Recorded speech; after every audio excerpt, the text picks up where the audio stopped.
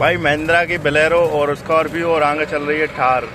भाई ये तीनों गाड़ी एक साथ अगर इकट्ठी होती है ना तो समझ लो रोड पे हाहाकार मचने वाला है।